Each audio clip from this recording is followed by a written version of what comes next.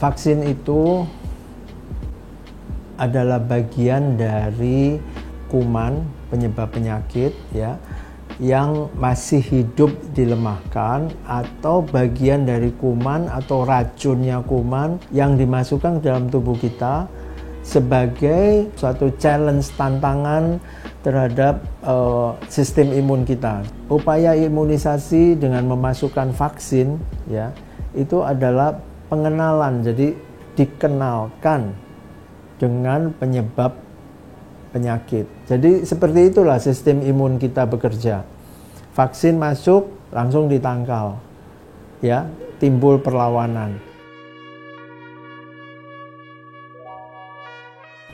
Di dalam proses pembuatan vaksin itu kita atau para ahli itu kadang menggunakan media-media ya, antara lain itu media yang berbahan telur. Jadi yang sudah terbukti alergi telur, vaksin yang ada komponen telurnya itu tidak diberikan karena potensial menimbulkan reaksi yang hebat.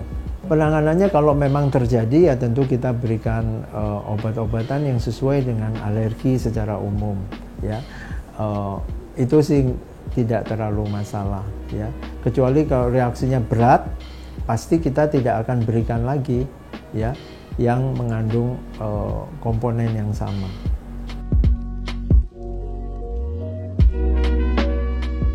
Yang tidak boleh dilakukan adalah yang seperti itu terhadap yang alergi protein telur ya, itu tidak boleh diberikan karena bisa menimbulkan reaksi yang berat ya. Jadi kita hindarkan itu ya. Cuman kejadian seperti ini sebetulnya jarang ya. Jadi hampir semua sebenarnya bisa diimunisasi karena bagian komponen media tadi. Jadi yang sulit adalah ya, kita mempertahankan suatu virus itu hidup tapi lemah. Nah, proses pelemahan si virus itu yang menggunakan media-media, dan yang biasanya menimbulkan alergi bukan si virus itu atau kumannya, tapi medianya yang terikutkan di dalam vaksin itu.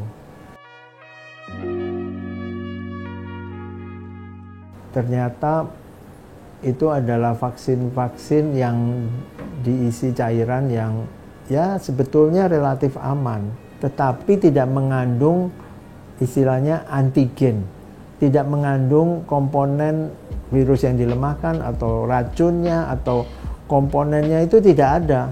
Jadi cuman cairan yang steril, dan itu tidak merugikan secara medis, tidak menjadikan dia sakit, tetapi menimbulkan kekebalan yang kosong sebetulnya.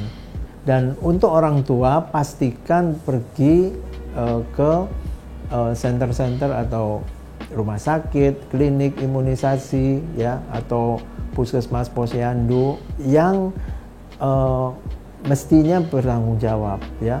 Dan biasanya kita juga tunjukkan kepada orang tua otentisitas dari vaksin itu. Antara lain kalau sekarang ada stiker-stiker pada kemasan vaksin itu yang bisa dibuka dan direkatkan di buku catatan imunisasi ya, jadi buku catatan kesehatan si bayi atau anak itu. Mungkin kita sering dengar imunisasi itu menyebabkan demam ya. Ya itu kejadian ikutan. Sebenarnya yang diharapkan bukan reaksi seperti demam, tapi yang diharapkan adalah reaksi kebal. Jadi vaksin masuk ke dalam tubuh itu ada dua reaksi. Reaksi pengebalan, tubuh kita jadi kebal, tubuh kita terlatih untuk melawan. Tapi di sisi lain ada reaksi. Antara lain misalnya yang terkenal itu demam. Jadi imunisasi DPT ya, imunisasi difteri, pertussis, dan tetanus. Itu terkenal sebagai vaksin yang menimbulkan demam. Komponen pertussis atau P-nya itu memang ada komponen yang menyebabkan reaksi demam. Tetapi sekarang sudah ada vaksin yang baru yang didesain memang untuk menghilangkan reaksi demam ini. Jadi P-nya itu tidak menimbulkan reaksi demam. Jadi terkenal sebagai vaksin DPT yang tidak menimbulkan demam. Ya, jadi ada banyak cara atau masih terbuka jalan untuk imunisasi anak kalau tidak ingin ada reaksi demam.